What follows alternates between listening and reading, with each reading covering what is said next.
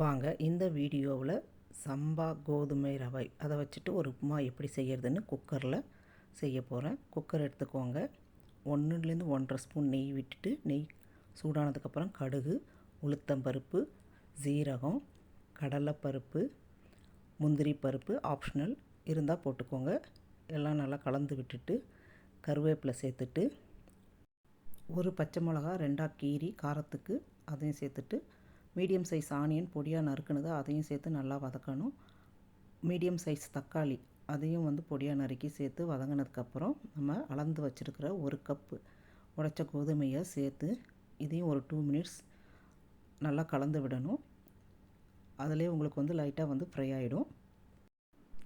இப்போ தேவையான அளவு தண்ணி சேர்க்கணும். 1 கப் ரவைக்கு 3 கப்பு இதான் ரேஷியோ. சேர்த்துட்டு உப்பு சேர்த்துட்டு நல்லா கலந்துட்டு டேஸ்ட்டு பார்த்துட்டு குக்கர் மூடிட்டு விசில் வச்சுட்டு மீடியம் ஃப்ளேமில் ஆனில் இருக்கணும். 3 விசில் வந்ததுக்கப்புறம் ஆஃப் பண்ணிவிட்டு கேஸ் ரிலீஸ் ஆனதுக்கப்புறம் ஓப்பன் பண்ணி பொடியாக நறுக்கின கொத்தமல்லி தழையை சேர்த்துட்டு கலந்து விட்டு பார்த்திங்கன்னா அடி பிடிக்காமல் நல்ல ஒரு சூப்பரான ஒரு உப்புமா ரெடி ஆகிடும்.